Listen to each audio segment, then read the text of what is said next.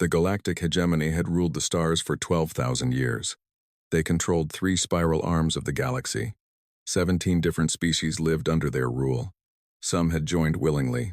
Most had not. The Velthari, a race of tall creatures with 7 eyes and hard shells covering their bodies, led the hegemony with an iron grip. They believed they were the most advanced beings in existence. They believed the galaxy belonged to them. When the survey ship called Luminous Calculation found Earth, the crew did not think much of it. The small blue planet sat on the outer edge of the galaxy, far from anything important. The natives had only recently discovered nuclear power. Their spacecraft could barely reach their own moon. They lived short lives, less than 100 years each. Their bodies were soft and weak. They needed water constantly. They needed sleep every single day. They could die from a simple fall. Commander Zeth Varan read the survey report with 3 of his 7 eyes closed. He was bored. He had seen hundreds of these reports before. Primitive species were common in the galaxy. They were useful for one thing only: labor. "What is your recommendation?" he asked his science officer. "Category 9, Commander. Pre-contact primitives. Standard annexation. The planet has good mineral deposits. The population can work in our mines and factories." "Approved. Send the compliance fleet." The compliance fleet was not large by hegemony standards. 43 warships. It was more than enough to conquer any Category 9 world. These primitives had never seen real technology. They would surrender quickly, as all primitives did. The fleet arrived in Earth orbit on a Tuesday morning. Humans would later call this day the day of first contact. The hegemony called it nothing special, just another annexation of another primitive world. The ships broadcast their message to every corner of the planet. They used every human language at once, a simple demonstration of their superior technology. The message was clear. Earth had 72 hours to surrender. All governments would be dissolved. All humans would be registered and assigned to work details. The planet now belonged to the hegemony. Resistance would result in death. The hegemony expected panic. They expected confusion. They expected the primitive leaders to argue among themselves for days before accepting the inevitable. The unified response came in 63 minutes. It was 2 words long. It was transmitted in a single language. It did not require translation. The words were, "Come down." Fleet Commander Vex then was not concerned. He had conquered 11 worlds. He had seen primitive species try to resist before. It never lasted long. A few demonstrations of power. A few cities burned, and they always surrendered. He sent the ground forces down. 20,000 Velthari soldiers descended through Earth's atmosphere in armored dropships. Each soldier was the product of thousands of years of genetic improvement. They were faster than humans, stronger than humans, smarter than humans. Their armor could stop any bullet. Their shields could block any explosion. Their weapons could cut through steel like paper. They landed in major cities across the planet: New York, Beijing, Moscow, London. They expected frightened civilians and scattered resistance. They found something else entirely. In New York, humans drove trucks filled with explosives directly into landing zones. The drivers did not try to escape. They died with their vehicles, taking dozens of Velthari soldiers with them.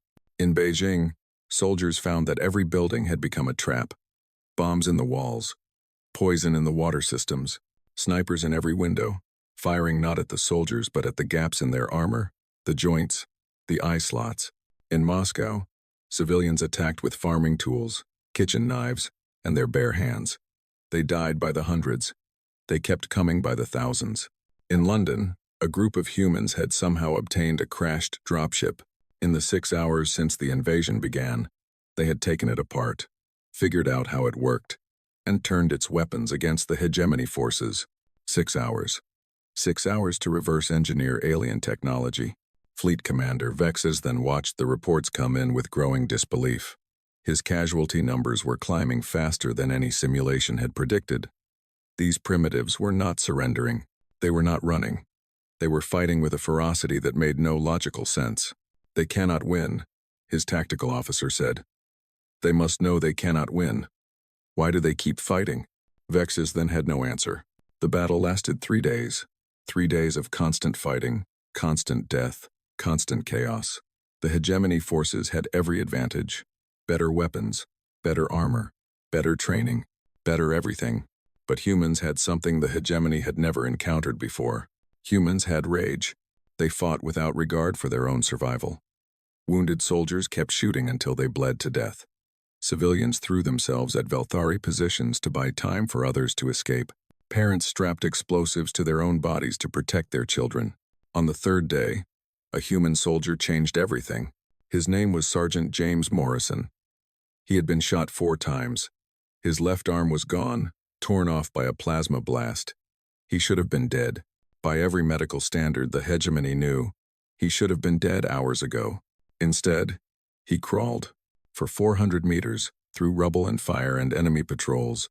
James Morrison crawled toward the flagship that had landed in Central Park. He carried a single thermal charge in his remaining hand. It was not powerful enough to destroy the ship, but it was powerful enough to reach the engine core. The explosion killed the fleet commander, the senior staff, and crippled the flagship beyond repair. When the remaining hegemony forces retreated to orbit, only 2 ships out of 43 were able to make the jump back to hegemony space. 2 ships out of 43. The survivors' reports were immediately classified at the highest level.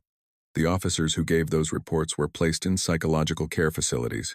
The incident was officially labeled an atmospheric anomaly and removed from all public records. But the Hegemony Council saw the footage. They watched humans charge into certain death without hesitation. They watched civilians build weapons from scraps and broken technology. They watched a species that had every reason to surrender choose to fight instead. High Adjudicator, Malveth, was the oldest and wisest member of the council. He had served for 300 years. He had seen empires rise and fall. He had overseen the conquest of 5 species. He watched the footage of Sergeant James Morrison crawling through the ruins, a dead man who refused to stop moving, and he felt something he had not felt in centuries. Fear? What are they? One council member asked. His voice was barely a whisper. Malveth did not answer immediately. He watched the footage again. He watched Morrison reach the ship. He watched the explosion. Finally, he spoke. They are a mistake.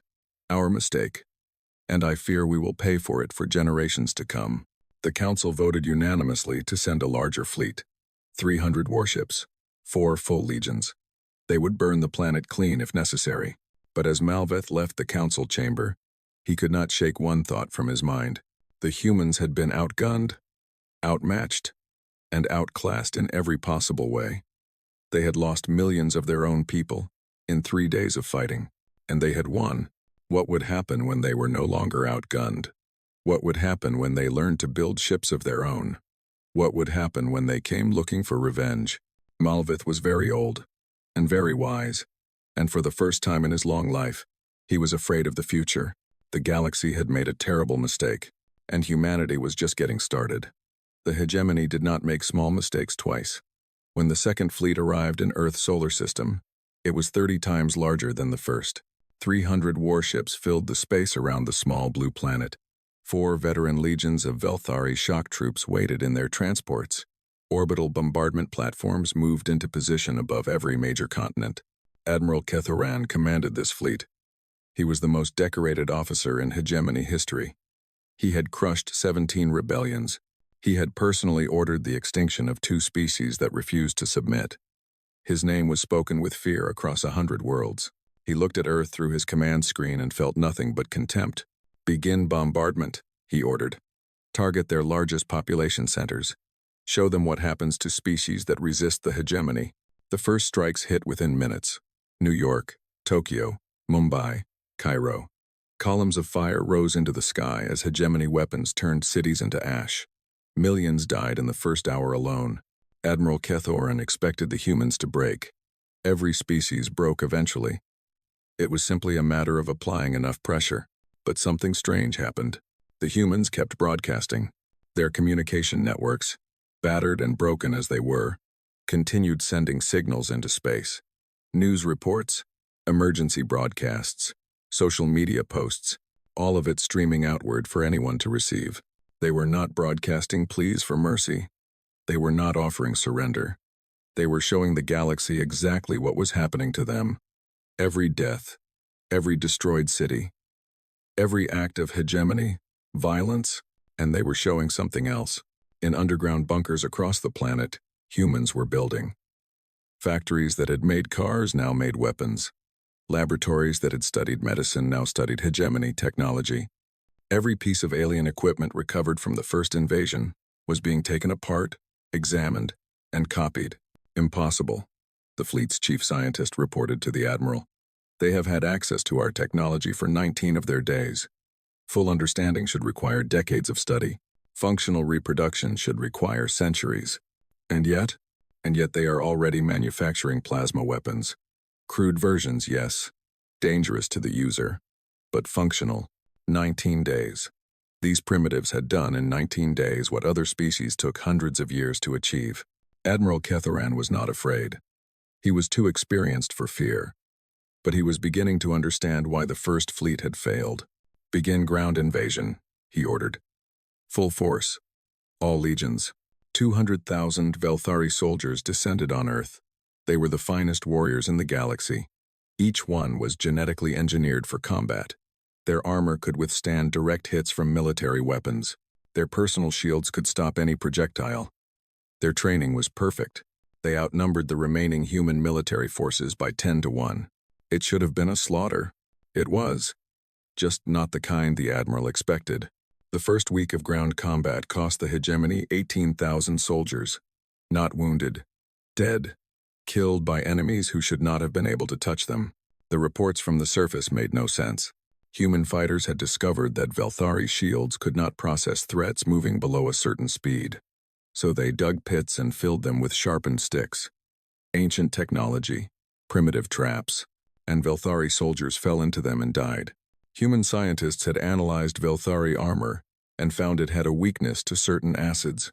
Common acids, the kind found in human stomachs. Soldiers began carrying bottles of stomach acid and throwing them at Velthari troops. The acid ate through armor joints and seals. Human psychologists had studied captured Velthari prisoners and discovered they needed specific chemical signals to maintain group coordination. Without these signals, they became confused and disorganized. Within days, human laboratories were producing sprays that disrupted these signals. Organized Velthari units suddenly could not work together. Every weakness was found.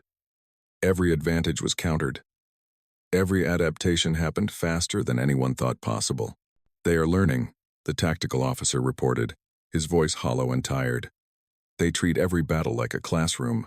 They study us while we kill them. And they remember everything. They are still dying. Admiral Kethoran replied. Yes, Admiral. But we are dying faster. 3 months into the invasion, the impossible happened. Human forces launched their first orbital strike. The weapon was crude. It was basically a rock attached to a captured hegemony engine, aimed at the fleet and accelerated to dangerous speeds. It should have been easy to destroy. The fleet destroyed 9 of them. The 10th hit a supply ship and killed 2,000 crew members. The humans had gone from primitive rockets to orbital weapons in 3 months.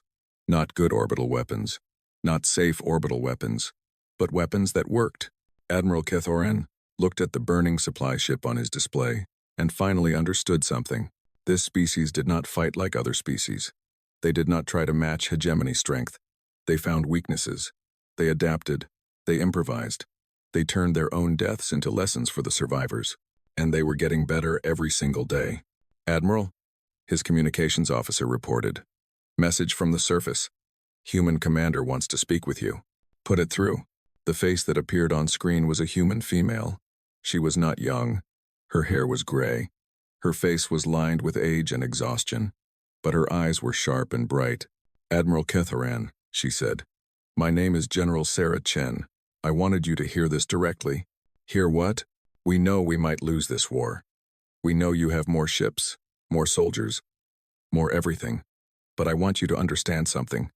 She leaned closer to the camera. Every day this war continues. We learn more about you. Every soldier you send, we study. Every weapon you use, we copy. Every tactic you try, we counter. You are still losing, Kethoran said. Today, yes. Maybe tomorrow too. But there will come a day when we are not losing anymore. And when that day comes, Admiral, we are going to remember everything you did to us. Every city you burned. Every person you killed. We are going to remember. She smiled. It was not a pleasant expression. So keep teaching us. Keep showing us how to fight. Because we are very, very good students. And class is not over yet. The transmission ended. Admiral Keth Oren sent his final report to the Hegemony Council 2 weeks later. He sent it from an escape pod as his flagship burned around him. Human forces had captured enough hegemony equipment to build real warships. Not crude rocks anymore. Actual warships with actual weapons. They had learned. Recommend immediate withdrawal, the Admiral said as static filled his transmission. Recommend full quarantine of human space. Recommend new classification for this species. They are not Category 9. They are not any category we have. They are something new. Something we have never seen before. The transmission cut off. The escape pod was never found. The Hegemony Council met in emergency session. They argued for 9 hours. Some wanted to send more ships. Some wanted to use extinction-level weapons. Some wanted to retreat and pretend this had never happened. In the end, they created a new classification. Category 0. It meant, do not engage. Do not approach. Do not provoke. It had never been used before. High Adjudicator Malveth looked at the new designation and felt a deep exhaustion settle into his old bones. They had tried to conquer a primitive species. They had lost 2 fleets trying. And now those primitives were building warships.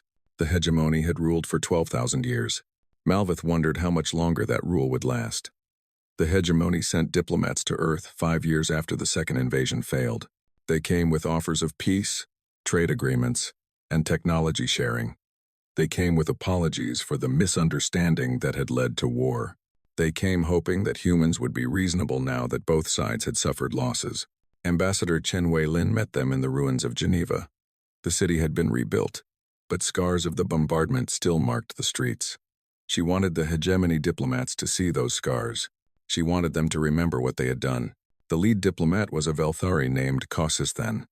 He was old and experienced and spoke with the confidence of someone who had negotiated dozens of treaties.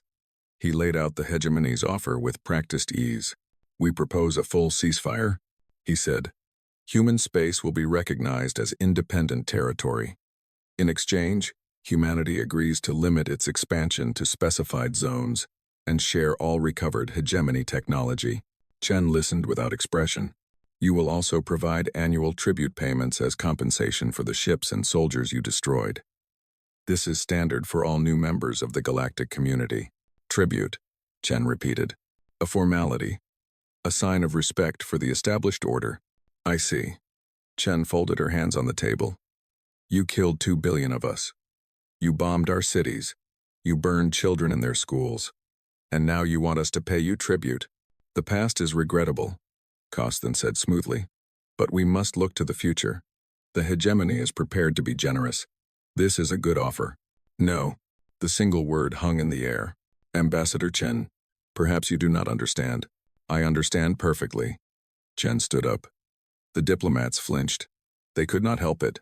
Something about the way humans moved, the way they looked at you with those strange forward-facing eyes, triggered deep instincts in other species. Let me explain something about my people, Chen said. We have a concept called grudge. It means we remember things that were done to us. We remember for a very, very long time. And we have another concept called payback. It means we make sure that the beings who hurt us learn to regret it. She walked around the table until she stood directly in front of Kostin. You declared war on the most lethal species in this galaxy. Congratulations. You are about to find out what that means. The diplomatic mission returned to hegemony space empty-handed. They reported that humanity had rejected all offers of peace. They reported that humans seemed to be planning something. They were right. For the next 3 years, humanity expanded in every direction.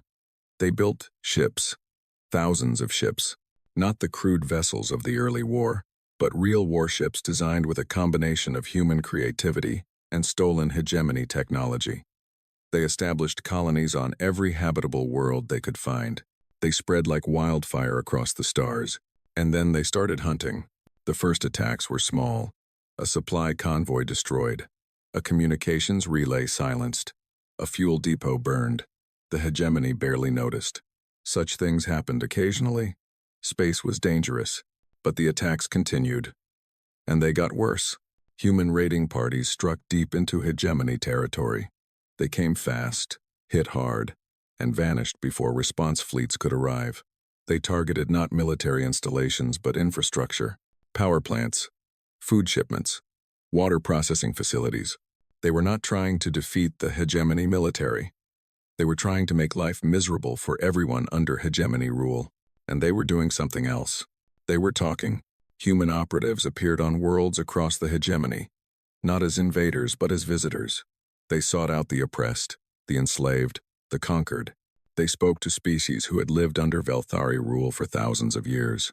"You do not have to live like this," the humans said. "You are not property. You are not slaves. You are people with the right to be free." "The hegemony is too powerful," the conquered species replied. "We cannot fight them. You do not have to fight alone anymore." The humans taught them. They taught them how to make weapons from common materials. They taught them how to sabotage equipment without being caught. They taught them how to organize in secret, how to communicate without detection, how to resist in 1,000 small ways that added up to something large. "This is how we survived," the humans explained. "Not with big armies or powerful weapons, with stubbornness, with creativity, with the refusal to ever stop fighting." Rebellions began to spread across the hegemony like a disease. On Vorth Prime, workers in the mining colonies stopped working. When hegemony soldiers came to force them back to the mines, they found the entrances collapsed and the soldiers' barracks on fire. On the agricultural world of Tesk, food shipments to the hegemony capital stopped arriving. The farmers claimed equipment failures. When technicians came to repair the equipment, they disappeared. On a dozen worlds, then 100, then more, the systems that kept the hegemony running began to break down. Not through open war, but through 1,000 small acts of defiance. High Adjudicator Malveth read the reports with growing despair. "They are turning our own subjects against us," he told the Emergency Council. "Every world we rule has become a potential source of rebellion. And every rebellion is supported by human advisors, human weapons, human tactics. Then we must crush the rebellions," a general argued. "Show these species what happens to those who defy us. We have tried. For every rebellion we crush, 2 more appear. The humans have taught them too well. They know how to hide. They know how to wait. They know how to strike when we are not looking. Then we must attack the humans directly. Destroy their homeworld. End this at the source." "They have scattered," Malveth said. "Colonies, stations, ships, humans are everywhere now. Even if we destroyed Earth, they would keep fighting. They have told us this directly. They have broadcast it to every world in the galaxy." The human broadcast had become famous. They could not be stopped. They appeared on every communications network, no matter what the hegemony technicians did to block them. They showed footage of liberated slave camps. They showed the faces of hegemony officers who had committed crimes. They showed humans standing beside freed prisoners from a dozen different species. "We are coming," the broadcast said. "Every world, every system. We remember what you did, and we do not stop. We never stop." Ambassador Chen appeared in one broadcast that was watched by billions across the hegemony. "To the species living under hegemony rule," she said, "you are not alone anymore. Help is coming. Freedom is coming. All you have to do is be ready." "To the hegemony itself," she continued, her eyes hard and cold. "You created us. Your arrogance, your cruelty, your belief that you could treat other beings like property. You looked at a small planet on the edge of the galaxy and saw only resources to exploit. You never considered that you might be wrong." She leaned forward. "You were wrong, and now you will pay for that mistake. Not today, not tomorrow, but soon. We are patient, we are determined, and we have a very, very long memory." The broadcast ended. Malveth sat alone in his chambers for a long time after watching it. The hegemony had ruled for 12,000 years. They had conquered 17 species. They had believed they were invincible.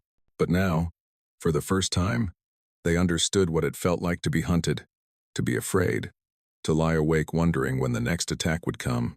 The humans had learned their lessons well, and now they were teaching the rest of the galaxy. 10 years after the first invasion, the hegemony made its final decision. The endless rebellions, the constant raids, The slow collapse of their authority across 100 worlds. It could not continue.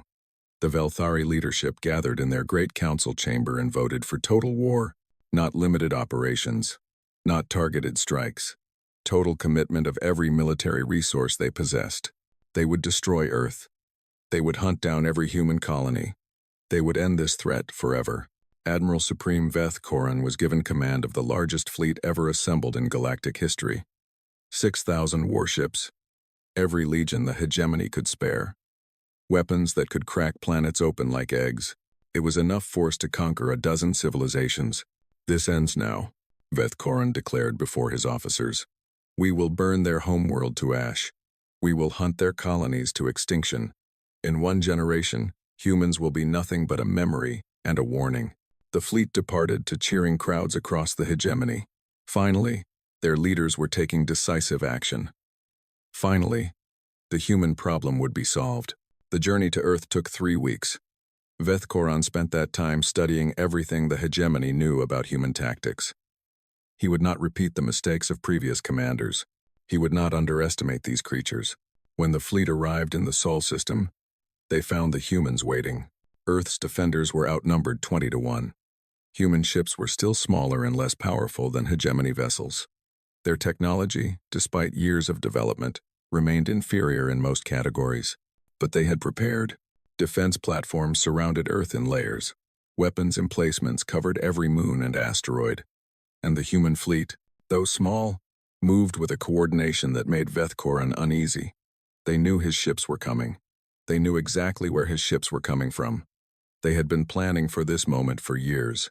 Begin the assault, Veth Koran ordered.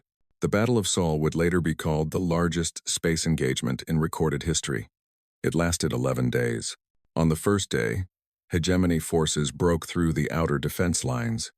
They destroyed hundreds of human ships and disabled dozens of orbital platforms. Casualties on both sides were massive, but the hegemony had numbers. They could afford to lose ships. The humans could not. On the third day, Veth Koran realized something was wrong. Human ships were not retreating. When a ship was damaged, it did not withdraw. It accelerated toward the nearest hegemony vessel and detonated its reactor. Pilots ejected into space and then manually triggered self-destruct sequences. Defense platforms that ran out of ammunition fired their crews at enemy ships in modified escape pods packed with explosives. They are using their own people as weapons, his tactical officer reported. I can see that, Veth Koran replied. On the 7th day, the fleet reached Earth orbit. The ground invasion began. 200,000 hegemony soldiers landed across the planet. They expected the resistance to be broken after 11 days of orbital bombardment. They expected frightened survivors and shattered defenses. They found neither. Every city had become a fortress. Buildings were rigged with traps. Streets were mined. Underground tunnels connected positions across entire continents. The humans had spent years preparing for this exact scenario. The casualty reports made Veth Koran feel sick. His soldiers would capture a building, and it would explode. They would clear a tunnel, and poison gas would flood it. They would establish a command post, and snipers would pick off officers, one by one. The humans used everything as a weapon. Vehicles, industrial equipment, their own dead bodies, rigged to explode when moved. We are winning, his ground commander insisted. We control more territory every day. And how many soldiers do we lose for each kilometer? The commander did not answer. On the 10th day, a report came from the occupied zone in what had once been Europe.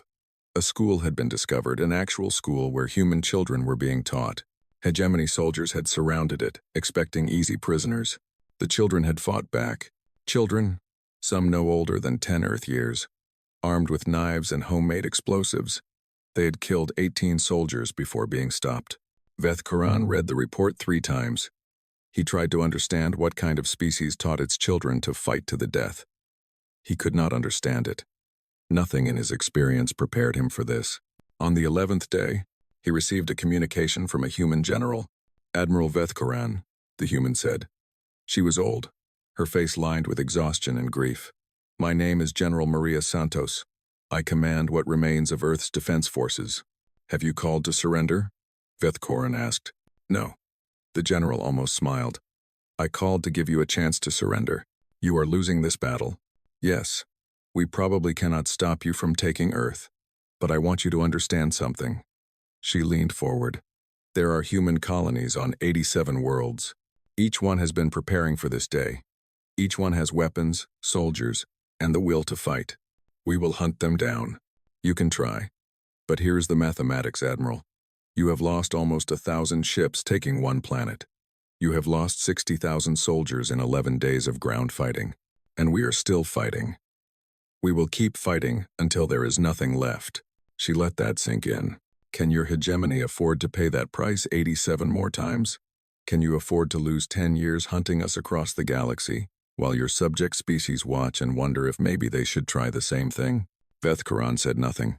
We did not want this war, General Santos continued. You came to our world and demanded our surrender. You killed billions of our people. You left us no choice but to fight. We can still destroy you, maybe, but you will destroy yourselves in the process. Your empire is already crumbling. Your subjects are already in rebellion. How much longer can you hold things together while spending everything you have trying to kill us? The general stood up. I am offering you a choice, Admiral. You can keep fighting. You can eventually take Earth at terrible cost. You can spend the rest of your life hunting our colonies, and your empire will collapse around you while you do it. Or you can stop. You can withdraw. You can tell your council that humans are not worth the price. And maybe, just maybe, your civilization survives. The transmission ended. Vethkaran sat in his command chair for a long time. He thought about the 1,000 ships he had lost, the 60,000 soldiers dead, the reports of children fighting with knives, the mathematics of conquering 87 more worlds, each one defended with the same fanatical determination. He thought about the rebellion spreading across hegemony space, about the subjects who were watching this battle and drawing their own conclusions. He thought about 12,000 years of Velthari dominance, and whether it would survive another decade of this war.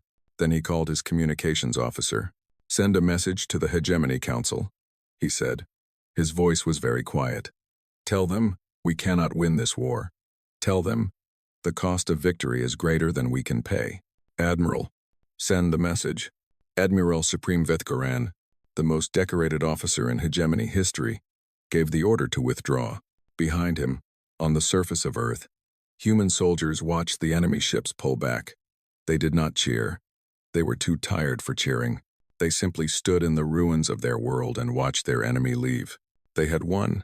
It did not feel like victory, but it was. The Treaty of Seoul was signed 1 year after the Battle of Earth. The ceremony took place in the ruins of what had once been called the United Nations building. Humans had chosen this location on purpose. They wanted the galaxy to see what the hegemony had done. They wanted the galaxy to see what humans had survived. Ambassador Chen Wei-Lin represented humanity. She was older now, her hair completely gray, her face marked with lines that had not been there when the war began. But her eyes were the same, sharp, watchful, unforgiving. Across the table sat the delegation from what remained of the hegemony. They no longer called themselves the Galactic Hegemony. That name had become toxic. Species across the galaxy associated it with oppression, cruelty, and failure. They now called themselves the Allied Species Council, a collection of former hegemony members trying to build something new from the wreckage of the old. High Adjudicator Malveth led the delegation. He was very old now, even by Velthari standards. The war had aged him in ways that time alone could not explain. Chen read through the treaty terms one final time. Complete withdrawal of all former hegemony forces from human-controlled space. Immediate freedom for all enslaved populations across the former hegemony. War reparations to be paid over 300 years. Full disarmament of offensive military capabilities. These terms are acceptable, she said. Malveth pressed his sign to the document. His hands trembled slightly. It is done, he said. Chen nodded. But she did not rise from her seat. Instead, she studied the old Velthari with an expression that Malveth could not read. May I ask you a question? She said. You may. Why did you do it? In the beginning, why did you attack a species that posed no threat to you? Malveth was silent for a long moment. Because we could, he finally said. Because we had done it before, to 17 other species, and it had always worked. Because we believed we were superior to everyone else in the galaxy. because it never occurred to us that we might be wrong. He looked out the window at the ruined city. We saw your world and saw only resources. We saw your people and saw only labor. We never stopped to consider that you might be more than that. We never imagined that you could hurt us. And now? Now I know better. Now we all know better. Chen nodded slowly. Malveth had a question of his own. May I ask something in return? You may. Why did you not destroy us? Your allies were calling for it. Many of your own people were calling for it. You had the power, near the end. You could have hunted us to extinction the way we tried to hunt you. Chen did not answer immediately. She looked out the window at the reconstruction crews working in the ruins. Humans and aliens working side by side, clearing rubble, laying foundations for new buildings. My grandmother survived the first bombardment, she said. She was in Beijing when the bombs fell. She lost her husband. She lost 2 of her children. She spent the rest of her life helping the resistance, treating the wounded, hiding refugees, doing whatever she could to fight back. She paused. Before she died, she made me promise something. She said, "Do not let the hate eat you alive. Remember what we are fighting for." And what were you fighting for? Survival. Not revenge, not conquest. Just the right to exist. The right to be free. Chen turned to face Malveth. We are capable of terrible things. You have seen this. We can hate, and we can kill, and we can wage war until there is nothing left but ashes and bones. But we can also choose not to. I do not understand. No, you do not. And that is why you lost. Chen stood up. You thought we were just another primitive species to conquer. You never understood that our greatest strength is not our ability to destroy. It is our ability to choose something different. She walked to the window. We could have exterminated your species. We chose not to. We could have enslaved your people the way you enslaved others. We chose not to. We could have become exactly like you. We chose not to. Why? Chen smiled. It was a tired smile, sad in some ways, but genuine. Because someone has to break the cycle. Because hatred and revenge only create more hatred and revenge. Because my grandmother was right, if we let the anger consume us, we lose ourselves. And then, what was the point of surviving? Malveth was quiet for a long time. I have lived for 400 years, he finally said. I have served on the High Council for 3 centuries.